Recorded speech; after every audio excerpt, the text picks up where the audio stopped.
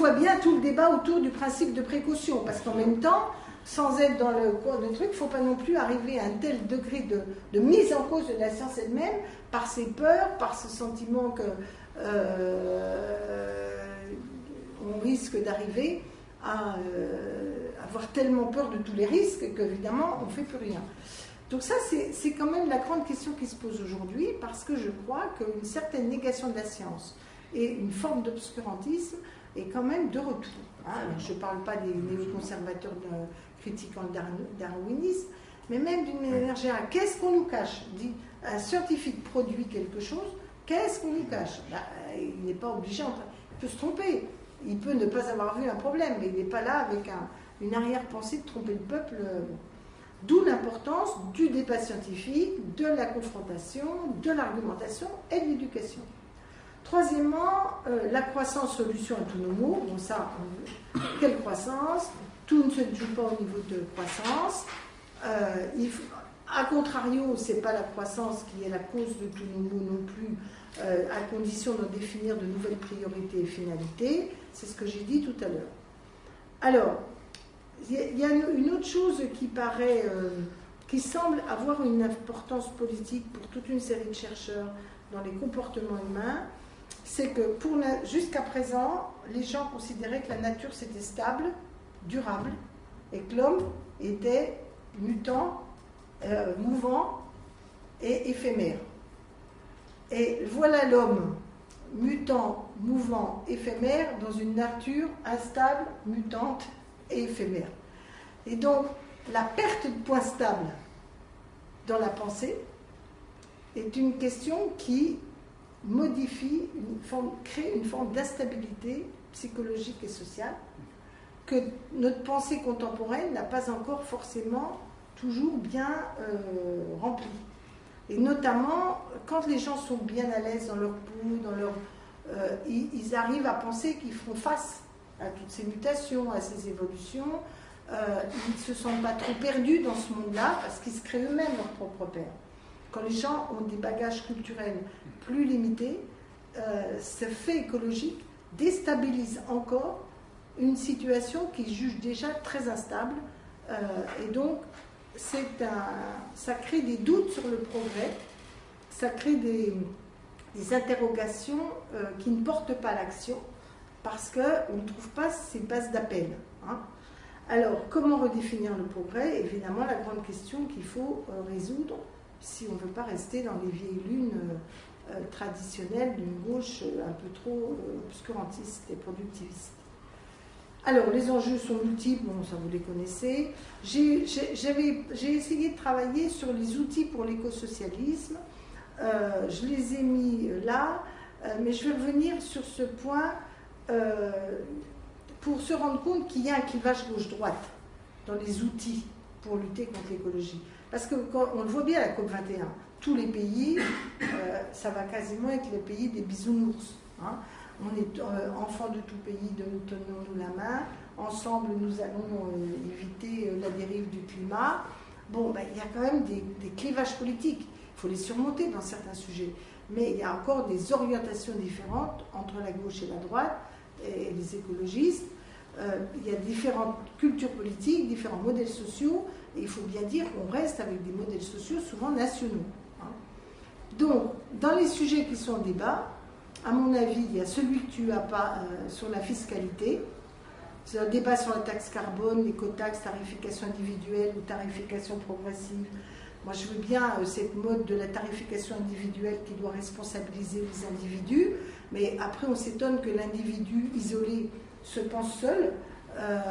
Franchement, aller peser la poubelle de chacun pour espérer que chacun réduise ses ordures ne me paraît pas être la priorité absolue. On va mettre des compteurs individuels de chaleur dans les immeubles, ça coûte 26 millions d'euros au mouvement HLM, à l'immobilière 3F, cette année, rien qu'à mettre les compteurs. Et si, comme les chômeurs, quand vous aurez compté le fait que vous gaspillez, est-ce que pour autant vous aurez changé les moyens pour lutter contre ce gaspillage? Donc il faut aussi se méfier de cette espèce. Vous voyez qu'il y a des choix idéologiques très importants. Alors, le marché peut-il être vert? Alors, moi je suis très critique depuis toujours sur le principe des marchés carbone, des mécanismes des permis d'émission. J'ai été une des rares députés européens à voter, alors que j'étais très motivée à la Commission environnement, contre la mise en place des permis d'émission et contre les fameux mécanismes de développement propre. Qui ont été les grands bénéficiaires des mécanismes de développement propre? La Chine. Par contre, l'Afrique, que dalle. Parce que, évidemment, comme on a créé de nouvelles usines en Chine, on a acheté des vieilles, on a remodifié, hop, on a dit, j'améliore. J'avais une usine pourrie en Chine, je la modernise, elle pollue moins, youpi, aide au développement pour la Chine. On a aidé l'industrialisation de la Chine. Deuxièmement, en Europe, c'est le même mécanisme. Des entreprises qui, en Europe, voulaient s'installer, délocaliser en Slovaquie, eh ben, elles gagnaient de l'effet de serre dans leur bilan. Bon, donc tout ça fait que je me méfie. Et puis le marché du carbone, outre le fait qu'il y a eu beaucoup de truandes sur le marché du carbone, mais ça, c'est pas le seul. Mais par ailleurs, et il y a de la truande sur les normes et sur les autres méthodes, mais en revanche, on est arrivé à une tonne carbone qui était tellement basse qu'elle n'est plus du tout incitative à faire des économies. C'est d'ailleurs un des problèmes. Chaque fois que le prix du pétrole baisse, les efforts se sont relâchés. Et donc, il faut aussi réfléchir à comment on peut avoir des mécanismes qui, le plus possible, gardent un prix de l'énergie assez stable, quitte à ce qu'on dise quand le prix du pétrole est bas, on taxe davantage, et l'argent qu'on taxe, on l'utilise à économiser l'énergie. Plutôt que de rester trop dans le yo-yo du marché, qui fait qu'à certaines périodes, vous n'êtes pas du tout incité à investir parce que la masse de vos investissements ne sont pas rentabilisés par le marché. En même temps, l'idée d'internaliser le coût carbone est quand même une idée de pousser à des investissements économes en carbone. Bon, moi, je pense qu'il y a d'autres méthodes pour le faire. Alors, je reviens à l'arrière, là, non, 3C. Alors, changement, les conférences internationales. Alors, la première description de l'effet de serre date de 1827. C'est un Français, Jean-Baptiste Fourier, les séries de Fourier, pour ceux qui connaissent en maths, a recours à l'analogie de la serre pour décrire les phénomènes de rétention partielle des radiations solaires par l'atmosphère.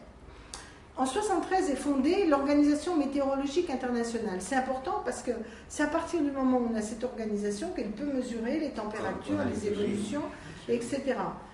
Les premières prévisions d'un réchauffement planétaire apparaissent en 1967 et c'est en 1972 à la conférence de Stockholm où il y a la création du programme des Nations Unies pour l'environnement qu'apparaît très clairement cette montée en puissance du réchauffement climatique.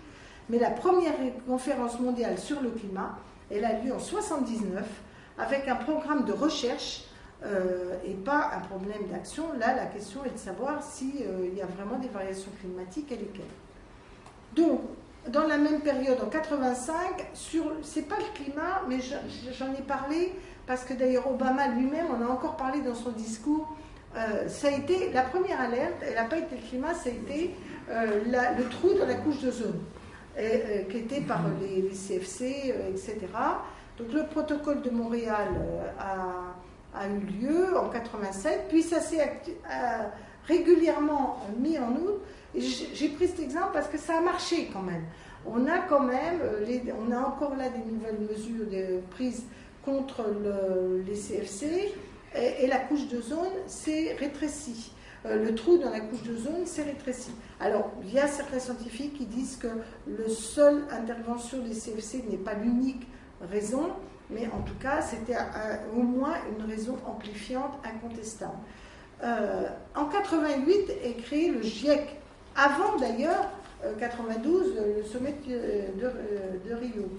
Et le GIEC, il est donc créé sous l'égide du PIE pour avoir un suivi scientifique du réchauffement climatique. Il y a la deuxième conférence mondiale du climat à La Haye, et là rentre en jeu l'idée d'une convention internationale sur les changements climatiques. 90, premier rapport du GIEC, bon, 92 qui va servir à la convention de Rio sur le climat. 92, sommet de la Terre à Rio. les 131 chefs d'État adoptent ce qu'on appelle l'agenda 21, c'est-à-dire sur tout le champ de l'environnement, ils définissent des enjeux avec des conventions thématiques. Alors il y en a sur l'eau, il y en a sur la forêt, sur la biodiversité, il y a toute une série de thèmes qui sont traités, et dans cet agenda 21, il y a la question d'une convention cadre qui doit être ouverte à signature, avec l'objectif dans la Convention de Rio sur le climat, de stabiliser les concentrations atmosphériques de gaz à effet de serre à un niveau qui empêche toute perturbation humaine dangereuse du système climatique. Donc vous voyez que c'est flou, hein, mais c'était flou quand même déjà dans les connaissances de ce réchauffement. Hein. Donc c'était quand même une base. Et c'est très important, vous verrez que ce qui est voté là pose des principes qu'on va retrouver un peu affaiblis aujourd'hui. Dans la Convention de Rio, il y a le principe de la responsabilité différenciée. C'est-à-dire les États les plus pollueurs ont une dette sur les autres. L'effort doit être à proportion de ce que chacun peut faire. Et il y a une forme de reconnaissance aussi des enjeux sociaux que va créer ce changement climatique et qu'il faut traiter. Ensuite, donc, la première COP, elle commence à Berlin. Et on commence à fixer des quotas d'émissions de gaz à effet de serre. Bon, les concepts avancent, il y en a 4-5. Alors, la vraie importante qui suit, décembre 97, Kyoto. Alors là, à Kyoto, il y a un protocole qui engage seulement les pays industrialisés. Eux, ils ont des contraintes. C'est dans l'annexe B du protocole. 38 pays industrialisés s'engage à réduire les émissions de gaz à effet de serre de 5,2% moyenne d'ici 2012 par rapport à un niveau qui est fixé à 90. Alors, dès cette époque, il y a un débat, est-ce que chacun doit faire ce qu'il a à faire ou est-ce qu'on peut échanger les efforts? Les Américains disent on peut mettre en place ce qu'on appelle des mécanismes de flexibilité, c'est ces fameux échanges. Nous, les Américains, on ne peut pas faire les efforts chez nous, mais on va payer les pays qui voudraient faire les efforts et qui n'ont pas les sous, et eux, ils vont pouvoir, on va leur financer leurs efforts. C'était que, soi-disant, ces euros-là, ces dollars-là, étaient mieux investis car il est vrai que le premier dollar est mieux investi quand vous polluez beaucoup. Et le dollar investi quand vous avez déjà un très beau niveau de lutte contre la pollution, c'est bien plus cher de faire des gaps technologiques à ce niveau-là. Sauf que si les riches ne font pas l'effort du gap technologique pour avoir une pollution de dernier niveau, et jamais les pauvres vont pouvoir le faire. Donc, cette façon de détourner l'argent vers le plus facile est aussi une forme d'exonération des pays développés, d'engager vite la mutation technologique et de mode de fonctionnement et de mode de pratique qui devrait s'imposer à eux. Mais on l'accepte quand même. Voilà. Donc, à ce moment-là, les États-Unis sont partie prenante. Hein, parce qu'à cette époque-là, c'est Clinton. Donc, ils acceptent. Mais comme ils ont déjà un Sénat républicain, les mécanismes de flexibilité sont pour eux la manière de faire avaler la pilule, et pas que chez les républicains, parce qu'il y avait chez les démocrates aussi un certain nombre de lobbies pétroliers non négligeables. Bon, alors je vous ai rappelé un peu, alors comme c'était la convention des États, selon la convention de Rio, pour avec 5,2 en moyenne, nous, l'Union européenne, il fallait faire 8. On s'était engagé à 8. Ce n'était pas qu'il fallait qu'on fasse 8, mais nous, on s'était engagé à 8. Et la France devait, elle, stabiliser ses émissions de gaz à effet de serre à leur niveau de 90. Nous, c'était moins dur parce qu'on avait le nucléaire.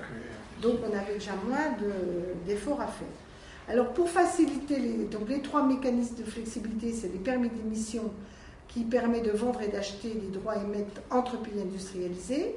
Les MOC, ce n'est pas les trucs d'enseignement à distance, la mise en œuvre conjointe entre pays développés pour des investissements en dehors de leur territoire national, et les mécanismes de développement propre, c'est pour des investissements effectués par un pays développé dans un pays en voie de développement. Bon, alors après il y a plein d'autres réunions, et on arrive dans les années 2001-2002 où les États-Unis, avec l'élection de Bush, dit qu'il ne va pas signer parce qu'ils avaient donné un accord, mais ils n'avaient pas ratifié, comme d'ailleurs nous, on signe le TSCG, on n'était pas obligé de le ratifier. Donc je reprends le débat, c'est passionnant. Donc à ce moment-là, ils sortent des choses, et il faut bien se rendre compte qu'il y a un problème, c'est que pour qu'un protocole devienne à portée internationale, il faut qu'il y ait suffisamment de pays qui le ratifient. Donc, pour que le pays soit ratifié, il faut d'après ce que j'ai compris, il fallait qu'il y ait une majorité de pays, plus des pays qui représentaient plus de la majorité des émissions de gaz à effet de serre.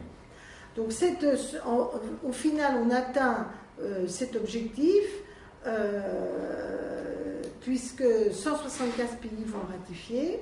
Donc, la Russie l'a ratifié. Les États-Unis ne le ratifient pas, et l'Union européenne et ses 15 États membres le ratifient en 2002 et mettent en place d'ailleurs un plan européen dont je parlerai après. Alors, l'entrée en vigueur du protocole de Kyoto, c'est 2005, mais il avait une date butoir. Le protocole de Kyoto devait s'arrêter en 2012. Donc, il fallait absolument qu'autour de 2012, on trouve une suite au protocole de Kyoto. Bon. Ce que je voulais dire aussi, que les pays en développement qui signent, qui ratifient ce protocole, n'ont pas d'obligation. Ils ont simplement l'obligation de faire l'inventaire de leurs émissions polluantes. Ce qui était la moindre des choses, vu qu'ils ne le faisaient pas. Oui, mais eux, ils subissaient quand même plutôt. C'était assez normal pour les mettre dans le paquet au début de partir sur ces bases-là. Alors, il faut bien dire, c'est là qu'on va voir la limite du concept d'accord contraignant. Le protocole de Kyoto, c'est un traité qui a théoriquement des pénalités prévues, des sanctions prévues. Alors, elles n'étaient pas très claires, mais en réalité, tous les pays signataires n'ont pas respecté le protocole de Kyoto. Deux cas particuliers. Je crois que le pire, c'est le Canada. Alors eux, c'est pas qu'ils avaient baissé de 6, ils ont augmenté de 35.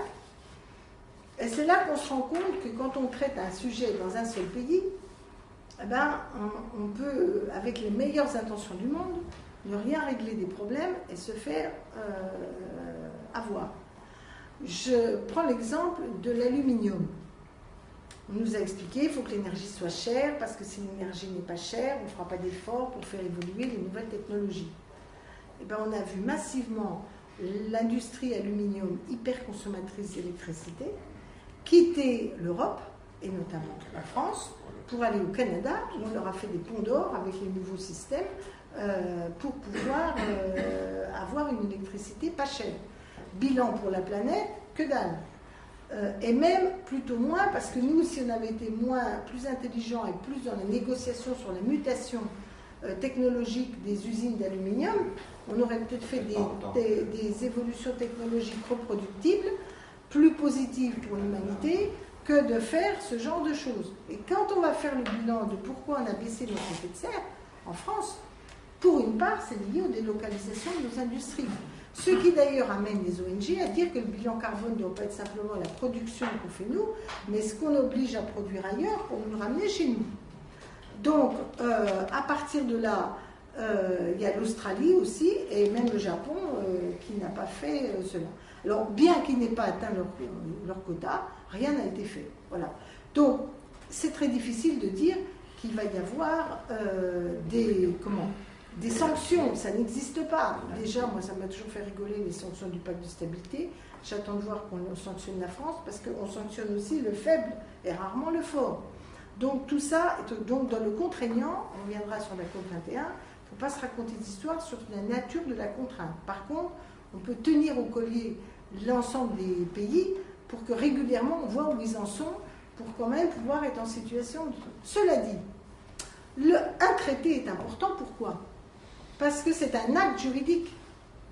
Donc aujourd'hui, quand vous êtes dans l'OMC, vous n'avez pas d'acte juridique pour introduire, par exemple, dire un pays ne respecte pas le protocole du Kyoto, nous estimons qu'il doit être sanctionné dans l'OMC.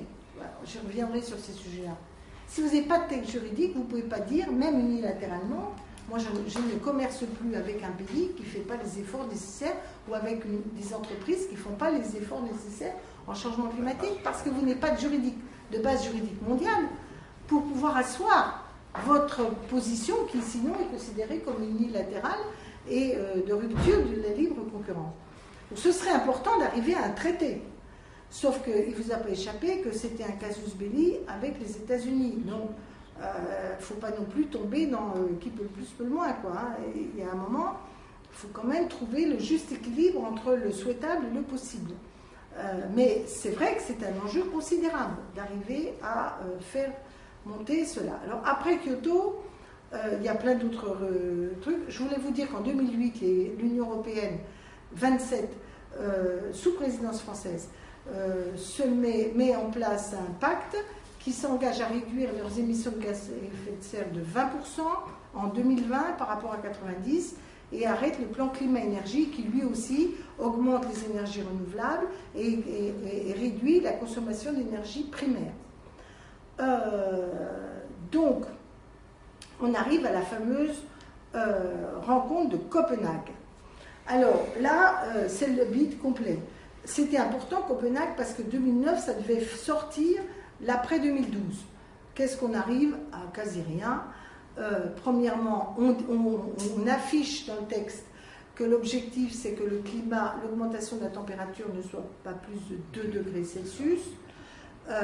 Ces 2 degrés Celsius, c'est ce que le GIEC considère comme le minimum à ne pas dépasser.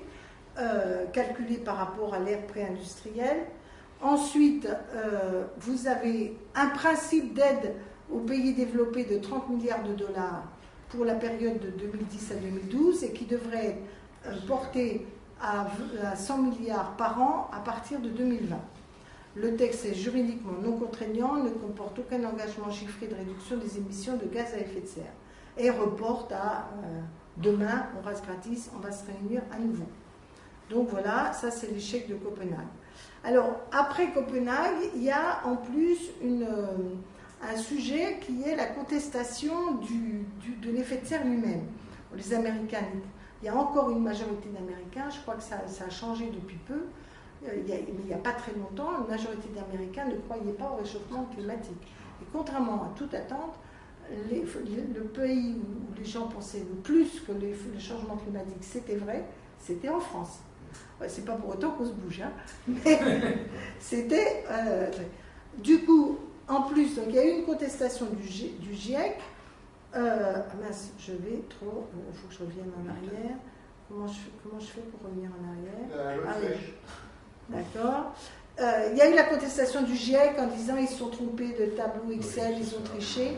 Donc il y a eu la mise en œuvre d'un rapport d'un conseil interacadémique avec 15 académies des sciences de différents pays qui ont réanalysé les conséquences du GIEC, qui ont analysé les erreurs, qui ont considéré que ces erreurs n'étaient pas de nature à invalider le bilan.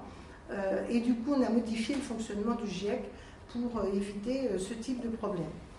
Bon, donc arrive ensuite la suivante qui est importante, c'est Durban. Durban, parce que c'est fin 2011, on se rapproche de 2015, et là, il y a plusieurs choses qui sont décidées. La deuxième, c'est de faire un pacte global de réduction des gaz à effet de serre pour une entrée en 2015, c'est-à-dire on prépare la COP de Paris. On dit en 2015, il y aura un pacte global de réduction des gaz à effet de serre avec une validité pour 2020 qui devrait toucher tous les pays, c'est ce qu'on appelle le truc universel, notamment les plus gros pollueurs, la Chine, l'Inde et les États-Unis. Et on commence à créer le fonds vert, les fameux 30 milliards qui étaient prévus et qui vont faire l'objet d'une discussion sur son abondement à 100 milliards à la COP de Paris. Donc les autres COP, voilà, Lima, Varsovie, bon. Alors, il y a eu entre-temps aussi, parce que c'est confus tout ça, parce qu'il y a plein de réunions internationales. Vous avez les COP, c'est les partenaires du changement climatique, mais vous avez toujours les grandes réunions de sommet de Rio, qui là traite de tous les enjeux écologiques. Et là, dans ces sommets dits Rio +20, apparaissent plus clairement les domaines à caractère social. L'éradication de la pauvreté, la sécurité alimentaire, l'eau, la santé, l'emploi, les océans, vous voyez, c'est plus vaste. J'ai mis ça parce qu'il y a une tendance à maintenant réduire le débat sur le changement climatique à la seule question des émissions des gaz à effet de serre. Et pour nous qui sommes de gauche, c'est quand même une préoccupation importante. Alors, la préparation pour cette COP a changé complètement de méthode. Au lieu de trouver l'intérêt général, la règle commune 5,2% et chacun décline et on répartit la charge, on part de l'inverse. On dit que chacun dise, on part de l'analyse du GIEC. Et qu'est-ce que vous êtes en situation de faire. Donc chaque pays devait faire passer ses engagements pour atteindre l'objectif commun, les fameux 2%. Alors, il y avait quand même un scénario du GIEC qui, lui, disait qu'il fallait qu'on réduise les émissions de gaz à effet de serre de 40 à 70%, avec un pic qui devait être atteint en 2020, en disant si en 2020, on n'arrive pas à faire baisser la courbe, on n'arrivera pas à atteindre les 2%. Donc, la question du pic de sa date est une question centrale. C'est le moment où on inverse la donne. Et avait fixé un palier, avait fixé des scénarios avec des paliers, moins 44 gigatonnes d'ici 2020, moins 40 gigatonnes d'ici 2025, moins 30 gigatonnes d'ici 2030. Vous voyez que ça baisse pour la raison que je vous dis. Plus on a amélioré le dispositif, plus c'est difficile de gagner les derniers centimètres de réduction. Donc, importance des objectifs intermédiaires. Alors, l'ONU a collecté les copies des États avant Paris. Il y a une réunion qui s'est tenue à Bonn pour connecter tout ça et faire une synthèse. Aujourd'hui, Fabius annonce qu'il y a 180 pays qui ont contribué sur les 195. En fait, il y a 196 signataires parce que l'Union européenne en tant que telle signe. 94% des gaz sont escomptés. Mais, et on arrive tout de suite aux enjeux de la COP d'aujourd'hui, mais, bon là je vous passe les détails, c'est des données que vous connaissez qui sont utiles. Je parlais des enjeux politiques là. Mais le total, on ne réduit pas de 2, mais on réduit de 3 à l'horizon 2050.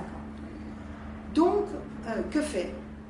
On aurait pu espérer qu'à Bonn, ils se mettent d'accord sur une stratégie de négocier à Paris, de faire un peu plus d'efforts que ce que chacun avait annoncé, pour aller vers les 2. Dans le mandat de négociation après Bonn, ce sujet n'est pas posé. C'est la première limitation. On n'aura pas un accord, sauf miracle, qui dit, bon, on n'est pas assez loin chacun dans nos propositions, on en fout chez chacun, peut-être que certains pays, peut-être l'Union européenne fera des efforts, mais en tout cas, ce n'est pas acté comme point à négocier à Paris. Alors après, il y a tout le débat de c'est quoi un engagement. Alors ça, moi j'ai fait la codécision en Europe, c'est sémantique à longueur de journée. Est-ce que c'est un engagement au sens d'une contribution? On fait une contribution, quelle est notre contribution? Est-ce que c'est un engagement? Alors en anglais ça se dit contribution ou bien ça se dit commitment. Donc selon dans le texte, il y aura contribution ou commitment. Là, vous verrez la différence entre ce qui est un vrai engagement et ce qui est qu'une intention. Donc évidemment, après ce qui est prévu de négocier, c'est donc ce sujet contribution et engagement, mais aussi comment on vérifie, comment on mesure et comment on comptabilise ces fameux gaz à effet de serre. Deuxième sujet, il y a à ce jour pas d'accord ou très peu de précision sur les objectifs à long terme et en tout cas, surtout en quantité de GES. Parce que le pic n'est pas encore négocié, donc le débat sur la date du pic, c'est pas du tout négocié. sont totalement ignorées des simulations et données du GIEC, mais surtout, pour le pic et des éventuels objectifs intermédiaires, on a le même sujet. Est-ce qu'ils vont être contraignants ou est-ce qu'ils vont être indicatifs? C'est-à-dire, est-ce qu'il va y avoir shall ou bien should, doivent atteindre ou devraient atteindre? Ça va être le deuxième sujet. Le troisième sujet, c'est la mesure des engagements. Parce que, par exemple, quand on dit l'objectif à la fin du siècle, c'est d'arriver à 0 émission de CO2, ou de gaz à effet de serre, dont le CO2. Ben, c'est clair, ça veut dire 0 émission, il n'y en a plus. Si c'est, comme c'est écrit aujourd'hui, émission nette 0, en tout cas dans certains scénarios, émission nette 0, ça veut dire qu'on peut stocker le CO2. C'est-à-dire, vous pourrez faire du CO2 et vous le stockez. Sauf que le stockage du CO2, à grande dimension, risque d'avoir des effets terribles en déforestation, en spoliation de la terre, déjà les populations fragiles pourraient stocker du CO2, et éventuellement d'un impact sur le fond des océans. Donc vous voyez bien que derrière les mots, la manière dont on mesure les engagements est importante, et évidemment, avec deux mots qui se ressemblent, ce n'est pas la même réalité qui pourra avoir lieu. Ce qui d'ailleurs, au passage, je n'avais pas noté ça, mais quand j'ai vu que c'était un enjeu de la discussion, j'ai compris pourquoi, quand la France dit « il n'y a pas de souci, on est d'accord pour ne plus exporter des centrales à charbon, de supprimer les subventions aux centrales à charbon ». Et quand j'ai regardé le texte, c'est « sauf si elles font du stockage de CO2 ». Oui, c'est ça. Donc, effectivement, cette question des émissions zéro, émission zéro ou émission nette zéro n'est pas neutre. Alors, cinquième problème, ça c'est certainement le sujet qui est le plus en débat aujourd'hui. Il est vrai qu'à partir du moment où on pense qu'on n'aura pas de contraignant au sens d'un traité, on pourra avoir contraignant au sens de shall au lieu de should, de commitment au lieu de contribution, c'est déjà plus impliquant. Mais la vraie méthode, c'est quand même d'être sûr qu'on va avoir régulièrement un bilan et que le bilan ne puisse pas, une réévaluation qu'elle ne puisse se faire qu'à la hausse, enfin à la hausse des objectifs, pas à la hausse des trucs. Donc, dans le texte qui est sorti de Bonn, ce qui est prévu, c'est une révision de 10 ans, pas avant 10 ans. Et là, Hollande a quand même réussi, avec les Chinois, à se mettre d'accord sur une révision sur 5 ans. Je pense qu'avec avec en plus une évaluation revue complète, bon, c'est quand même une avancée que la Chine bouge là-dessus. Au passage, ceux qui croient que la Chine ne sont pas en train de faire une mutation se trompent. Les Chinois n'aiment pas qu'on leur impose les mutations de l'extérieur, mais ils commencent à se rendre compte qu'il est urgentissime qu'ils truquent, et ils sont à plein pot dans les énergies renouvelables. Donc la thèse de « ils ne veulent pas signer, c'est les méchants », c'est pas forcé. Ils ne veulent pas qu'on les force à faire. Ils veulent faire comme ils ont décidé, c'est autre chose. En tout cas, la clause des 5 ans va être un élément, et la manière de prévoir cette évaluation va être... Alors évidemment, les pays du Sud rechignent, parce que d'abord, c'est coûteux de faire des études, de faire des simulations, de faire des mesures. Il faut se rendre compte que c'est coûteux. Donc là, il faut les aider à passer ce cap. Alors, 6e problème, la question des énergies fossiles est totalement éludée dans le texte qui sort de Bonn, et il n'y a aucun plan pour les énergies renouvelables. Le texte ne cite jamais le mot énergie fossile, ce qui est en retrait par rapport à certains textes qui avaient lieu auparavant, et pourtant elles représentent 80% des émissions de gaz à effet de serre, reçoivent aujourd'hui dans le monde 700 milliards de dollars de subventions. Et si on calcule les aides indirectes, c'est énorme. Les ONG disent que c'est 10 millions de dollars par seconde dans le monde en aide directe et indirecte pour les énergies fossiles. Vous imaginez que si cet argent était réorienté vers autre chose, ce serait tout à fait, et c'est essentiel. Alors donc beaucoup de chercheurs demandent un moratoire international sur toute nouvelle exploration des énergies fossiles.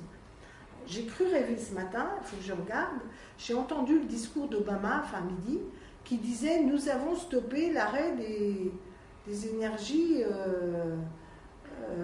polluantes en carbone ». J'ai cru comprendre que les gaz de schiste.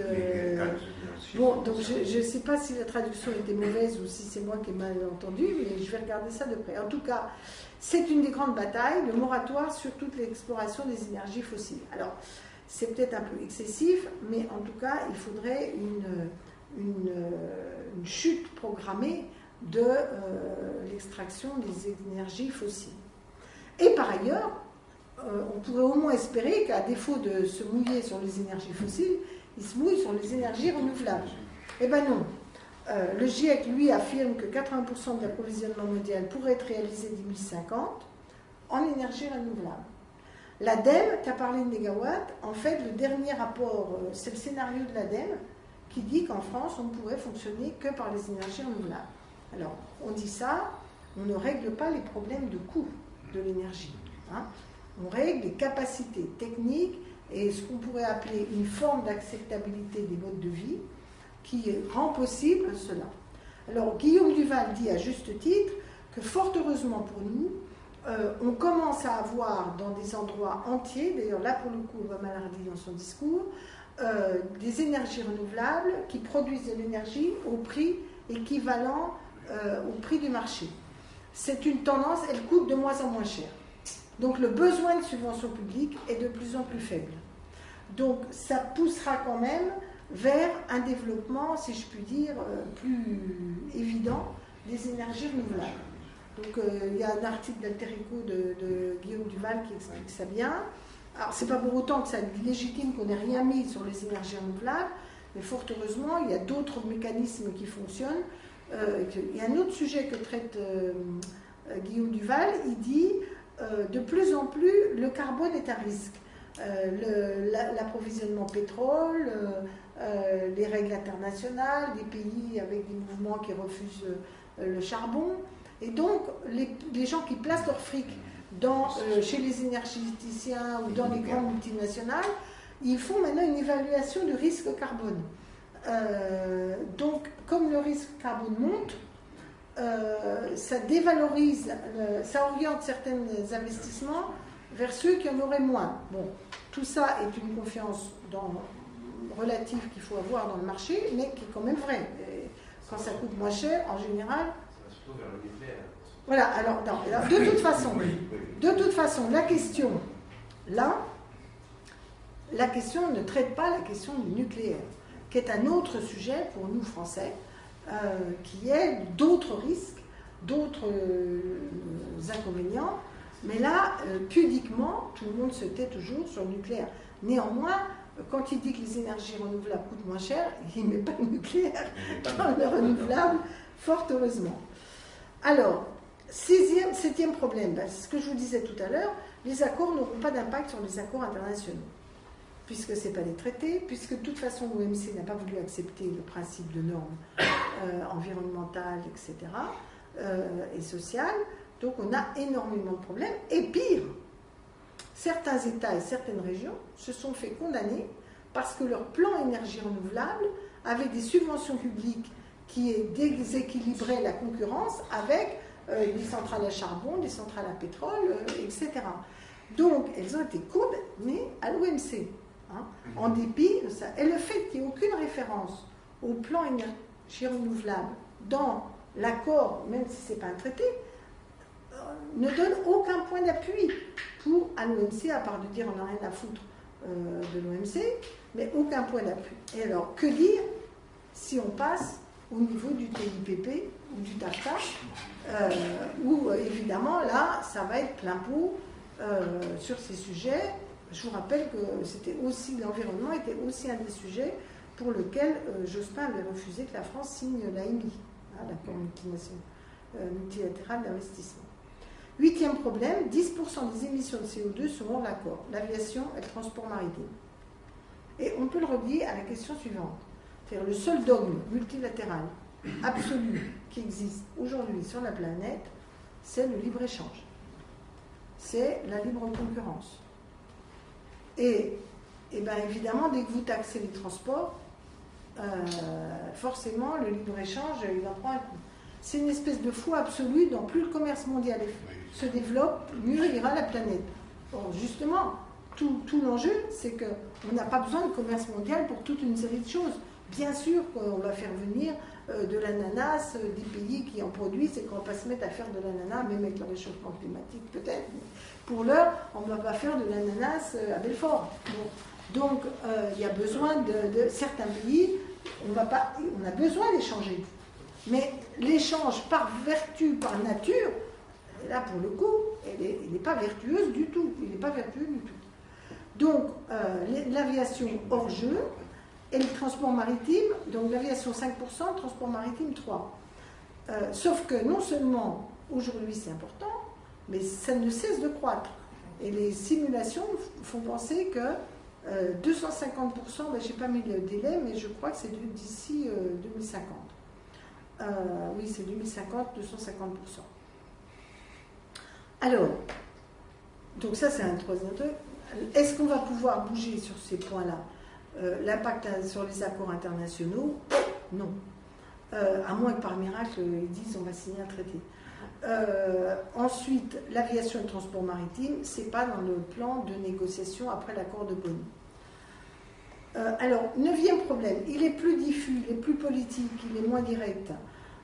C'est quand même que plus le temps passe, plus les sujets qui sont comment certains territoires et certains modes vont être touchés, comment le fait de la faible éducation pénalise, outre le fait le développement humain, mais aussi l'environnement, comment la lutte pour le travail décent, des politiques sociales, la sécurité alimentaire, ces sujets qui sont connexes de manière très forte avec le changement climatique, sont franchement dans le texte qui sort de Bonn, il y a un article dans le préambule.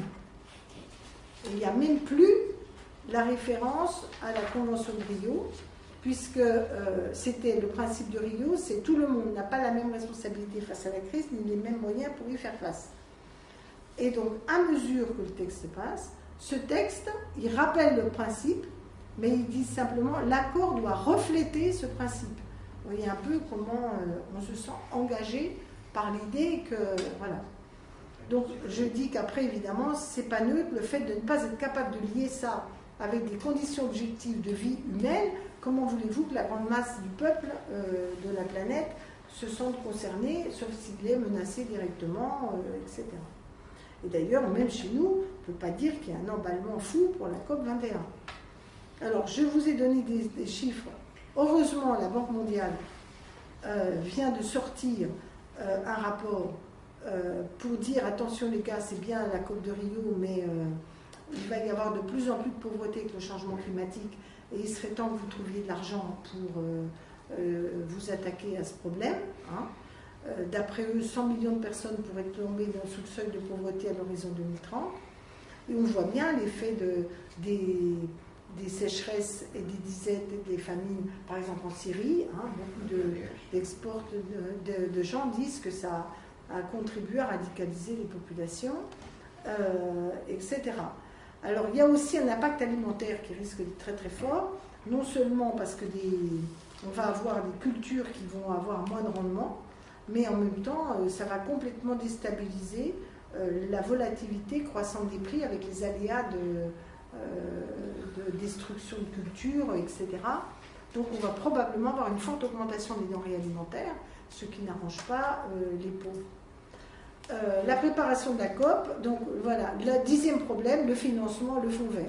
Alors, moi j'ai mis un certain temps à comprendre ce fonds vert. En réalité, dans le fonds vert, ce n'est pas un fonds pour la transition énergétique, c'est un fonds pour l'adaptation. En réalité, s'il fallait faire de la transition énergétique, il faudrait de l'ordre de 1000 milliards par an. Je ne sais pas s'il y a un S, mais bon, 1000 milliards par an. Parce que là, il faudrait vraiment réorienter, par exemple, le fric qu'on met vers le charbon, vers des nouvelles méthodes de développement, économes, en énergie, etc. Et il faut donc, ces 100 millions, c'est le minimum qu'il faut pour faire de l'accompagnement du changement climatique et un minimum d'accompagnement à quelques évolutions immédiates. Mais il ne faut pas croire qu'une fois qu'on aura trouvé les 100 millions, s'ils les trouvent, milliards, pardon, s'ils les trouvent par an, on aura résolu les problèmes de la mutation et de la transition énergétique dans les pays pauvres. D'ailleurs, même problème chez nous, je ne suis pas sûre que les mesures que nous ayons prises soient encore à la hauteur de ce qui est nécessaire pour réussir la transition énergétique pour les familles pauvres dans notre pays. En tout cas, même ces 100 milliards, ils n'arrivent pas à les trouver. Pour l'heure, il semble, le 7 octobre, il y avait 62 milliards qui étaient recueillis. On a donc très peu, on était à 30 et quelques, on dirait qu'on a 32, mais enfin en 600, ça ne fait pas beaucoup. Sachant que, même nous en France, quand vous preniez le budget de l'aide au développement, il était en baisse.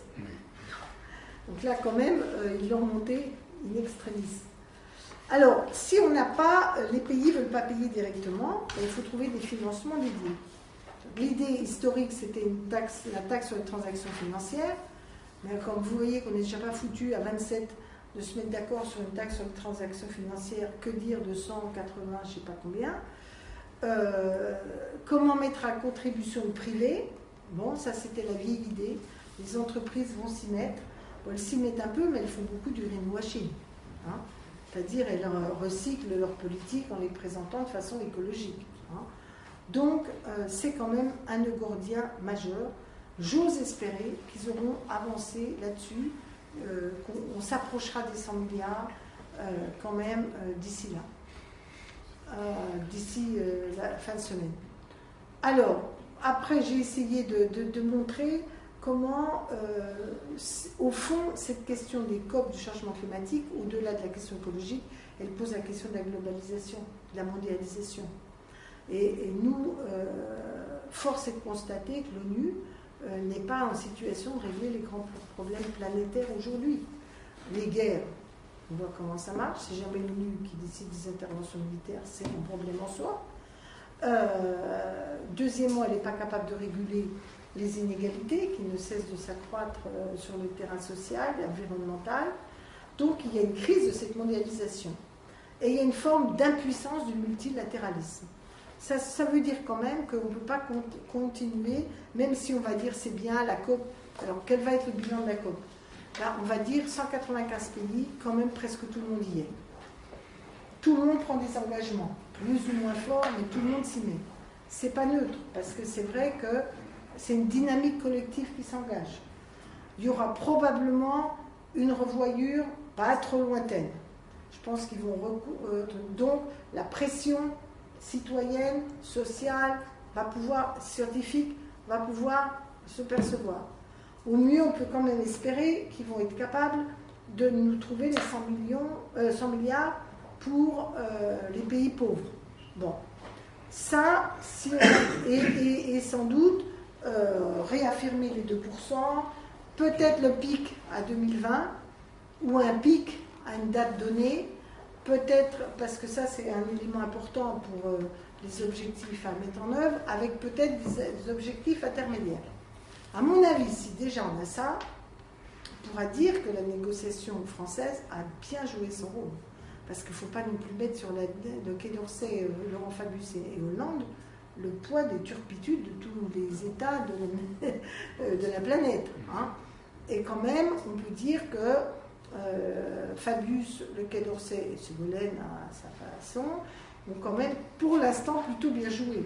Les visites de Hollande en Chine, c'était quand même plutôt judicieux. Avec Obama, ça bouge. Là, honnêtement, je pense que Hollande n'y est pas pour grand-chose. Mais quand même, c'est pas la même chose quand tu as un pays comme la France qui préside que quand c'est le président du Danemark. Tu vois, c'est pas, tu ne peux pas lui répondre tout à fait de la même chose, quoi. Donc, je pense qu'on ne peut pas contester que notre gouvernement et notre président se sont bien engagés dans cette bataille. Bon, maintenant, donc, il y aura toujours pour ceux qui vont dire c'est scandaleux, on n'est pas à la hauteur. Moi, je pense qu'il faut avoir une politique à double détente en disant, on acte qu'il y a des avancées et on n'est pas toujours en train de pleurer, rien ne va bien, tout est catastrophique, ça ira jamais mieux demain. Mais deux, la mobilisation ne doit pas se relâcher. Là, que le travail doit continuer. Et nous, politiquement, la gauche doit plus s'impliquer qu'elle ne le fait. Il y a quand même un grand absent. À Copenhague, il y avait un grand texte sur l'international socialiste. il n'y a rien de l'international socialiste sur ce sujet. C'est quand même terrifiant, alors qu'on devrait pouvoir avoir au moins des orientations. D'ailleurs, dans le texte de Copenhague, l'international socialiste était très dubitatif sur les marchés d'émissions, sur le principe des échanges de permis de polluer, des mécanismes flexibles, etc. Et pourtant, ce n'est pas des gauchistes à l'international socialiste. Donc, en tout cas, donc moi je pense que c'est important que nous, la gauche, et notamment nous, la gauche du PS, on fasse de cette lutte contre le changement climatique une grande cause universelle et qu'on la considère comme étant une des grandes questions qu'on doit traiter dans notre projet de société et dans notre contestation de la globalisation libérale dans le truc. Mais ça veut dire qu'il faut la rattacher à des choses, tout à fait, des combats mondiaux à mener. Dans notre charte socialiste, il y a la création d'une organisation mondiale de l'environnement.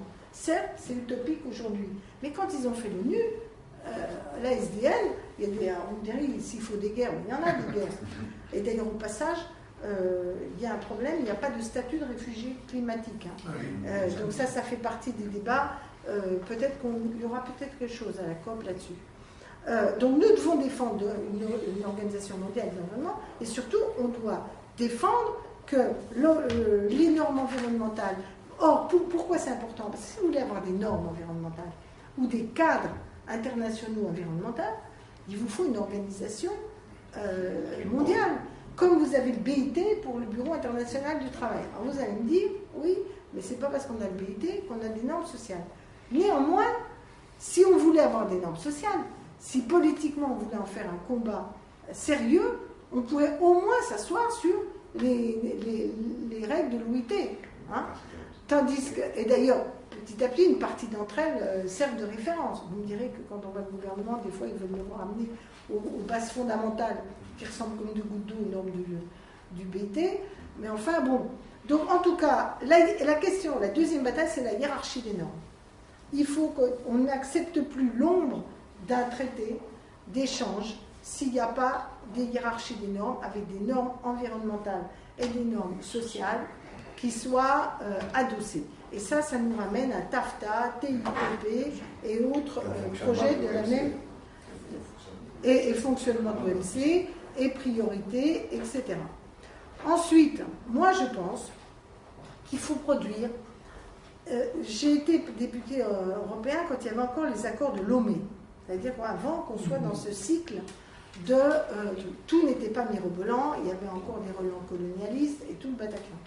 Néanmoins, c'était des accords, si je dis bilatéraux de région en région, c'est-à-dire l'Union européenne et des régions d'Afrique, etc., il me semble qu'il faut produire des accords bilatéraux globaux, dans lesquels, dans le même accord, on met aide au développement, aide à la transition écologique, transfert de technologie, recherche, la question sociale et du pouvoir d'achat des salariés, des citoyens là-bas.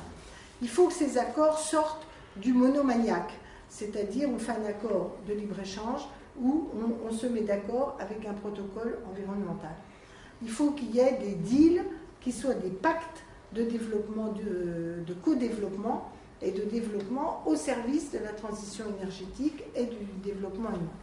Et il me semble qu'il faut reprendre cette idée parce que le temps qu'on arrive à avoir des règles mondiales qui s'imposent à l'OMC, vu le rapport de force politique, je pense qu'il ne faut pas raconter des choses aux gens. Bon, c'est pas parce que le combat est lointain qu'il ne doit pas être mené, mais il faut peut-être aussi avoir des objectifs intermédiaires.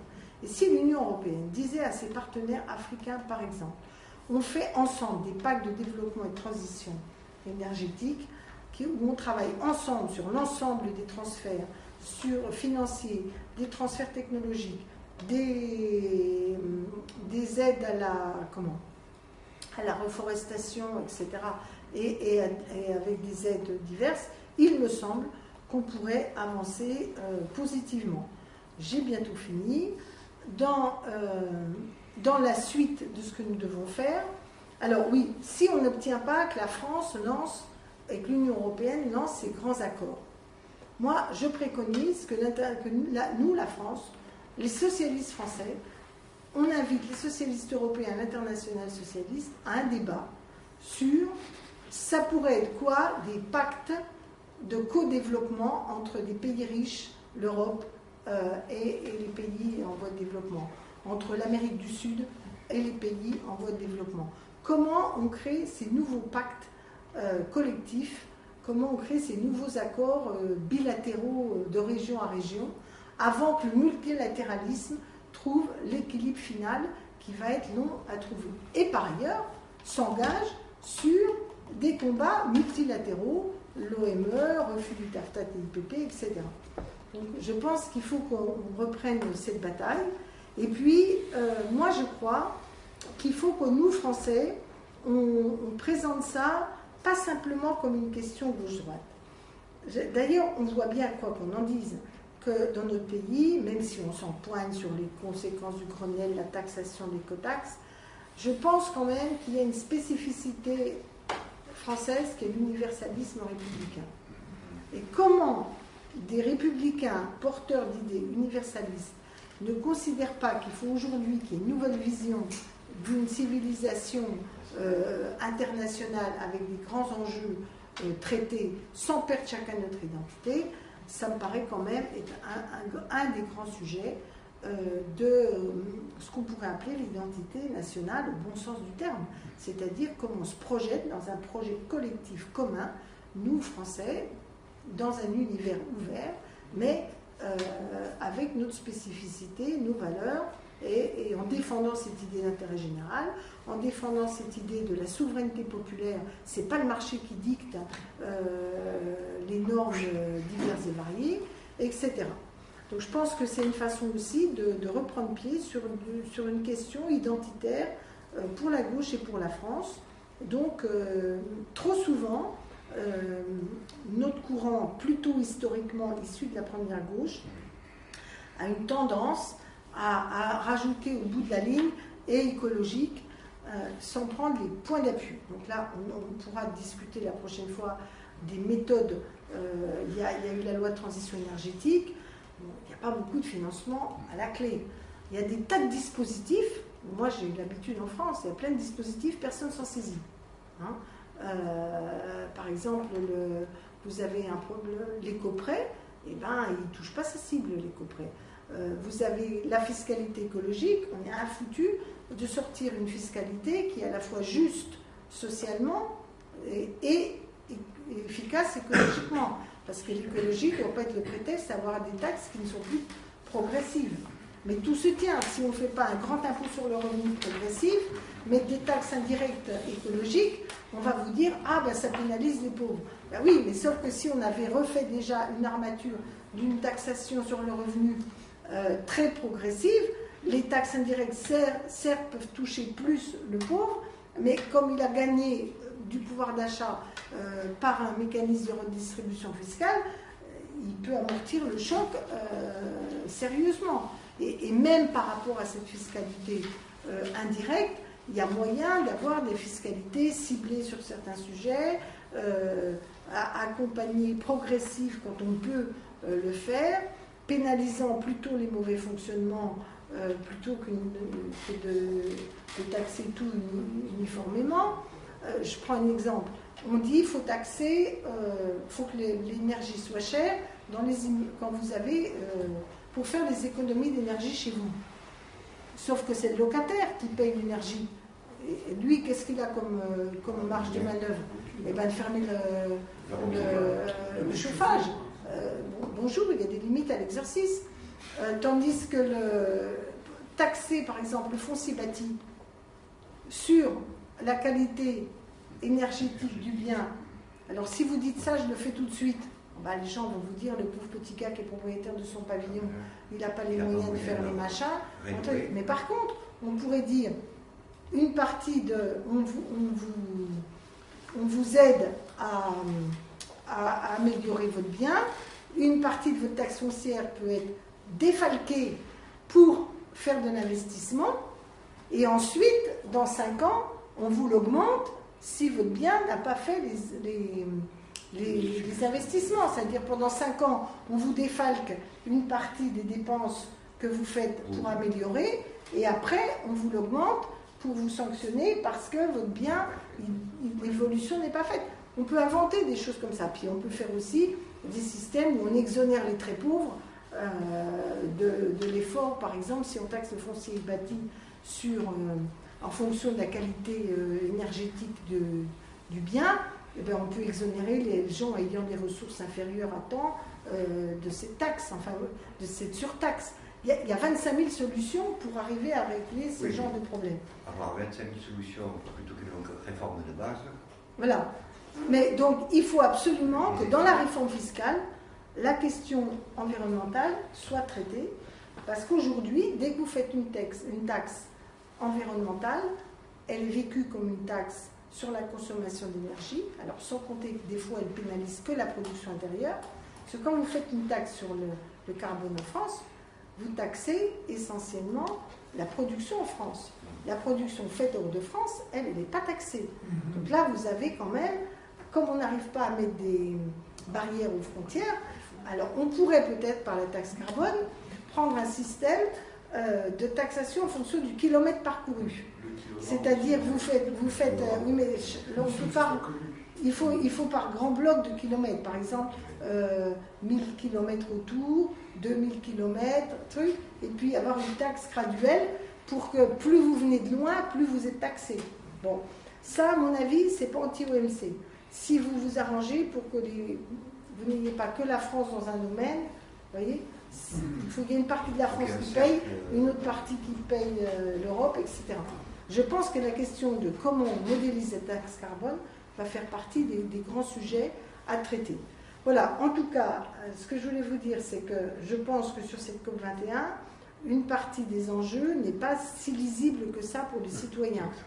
Donc il va falloir que nous soyons en situation de décoder, parce que alors, ça va être la fin, bravo, tout va bien, de toute façon on sort toujours des conférences internationales, tout va bien, bon, mais tout n'est pas parfait non plus, voilà, ça va être ça le discours.